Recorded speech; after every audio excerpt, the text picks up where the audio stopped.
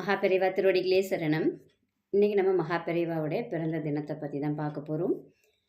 1894 மே மாதம் 20ஆம் தேதி ஜெய வருடம் வைகாசி மாதம் 8ஆம் தேதி ஞாயிற்றுக்கிழமை அனுஷ நட்சத்திரத்தில் மகாபெரிவா அவதரித்தாங்க.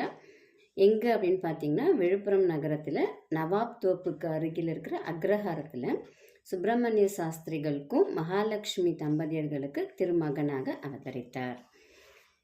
இப்போ இந்த வருஷம் பார்த்தீங்க அப்படின்னாக்கா திங்கக்கிழமை மே 20ஆம் தேதி வருது. 130வது வருடம் அது. அவங்களுடைய நட்சத்திரப்படி பார்த்தீங்க அப்படின்னா வியாழக்கிழமை காலையில் 9:35க்கு மேலே, அதாவது 10 மணிக்கு மேலேன்னு வச்சுக்கோங்களேன், நமக்கு வந்து அனுஷ நட்சத்திரம் பிறக்குது. அன்னைக்கு செய்யலாம், இல்லைன்னா வெள்ளிக்கிழமை காலையில் நீங்கள் செய்யலாம்.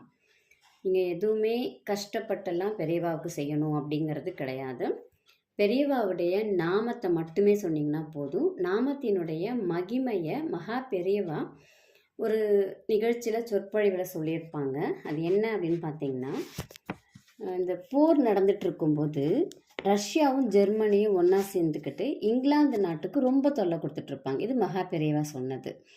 ரொம்ப தொல்லை கொடுத்துட்டே இருப்பாங்க. அப்போ அந்த மந்திரி, இங்கிலாந்து நாட்டினுடைய மந்திரி என்ன யோசிக்கிறாங்க அப்படின்னா, மக்களுடைய மனத்தையும், மக்கள் மனதில் இருக்கக்கூடிய சோர்வையும், வீரர்கள் மனதில் இருக்கக்கூடிய சோர்வையும் மாற்றணும். அப்போ அதுக்கு நம்ம என்ன செய்யணும் அப்படிங்கிறத யோசித்து வி அப்படிங்கிற எழுத்தை எல்லா இடங்கள்லையும் தெரிகிற மாதிரி காட்சிப்படுத்துகிறாங்க. வி அப்படின்னா விக்டரி, வெற்றி. அப்போ நம்ம எங்கே பார்த்தோம்னாலும் நம்ம கண்களுக்கு என்ன எழுத்து தெரியுது அப்படின்னா வெற்றி வெற்றி வெற்றின்னு தெரியுது. அப்போ நம்மளுடைய மனது அந்த விக்டரி அப்படிங்கிற அந்த வெற்றி அப்படிங்கிறத நோக்கி மட்டுமே போகும். அப்புறம் அவங்க பிரம்மாண்டமான வெற்றி பெற்றாங்க அப்படின்னு சொல்லிட்டு மகாபெரிவா ஒரு சொற்பொழிவில் சொல்லியிருக்காங்க.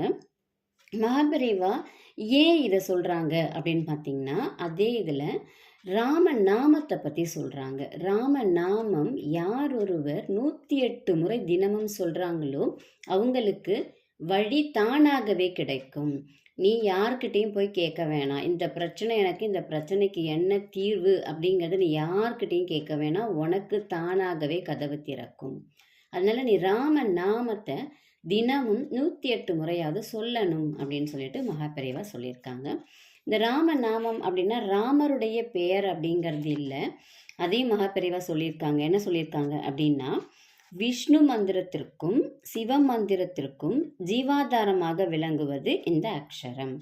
அதாவது நாராயணாயிலிருந்து ரா அப்படிங்கிற எழுத்தையும், நமச்சிவாயிலிருந்து மா அப்படிங்கிற எழுத்தையும் இணைத்து தான் இந்த ராமநாமம் வருது அப்படின்னு சொல்லிட்டு மகாபெரிவா சொல்லியிருக்காங்க. இது வந்து மகாபெரிவா இந்த ராமநாமம் ஒலிக்கிற இடத்துலெல்லாம் ஆஞ்சநேயர் வருவார். ஆஞ்சநேயர் அப்படிங்கிறதும் சிவனுடைய அவதாரம் தான்.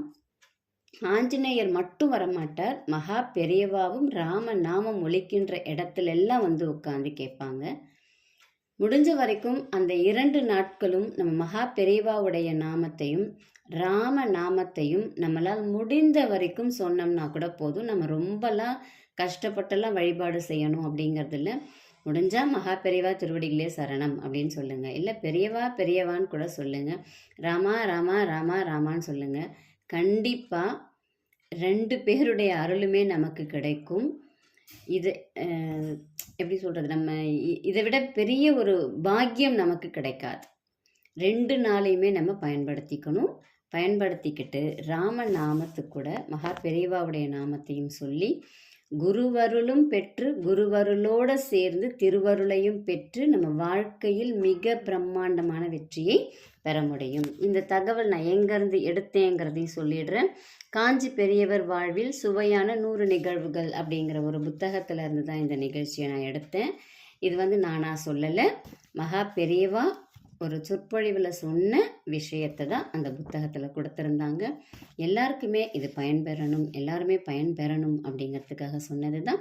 மிக எளிமையான வழி செய்து பலனடையுங்கள். நன்றி, வணக்கம்.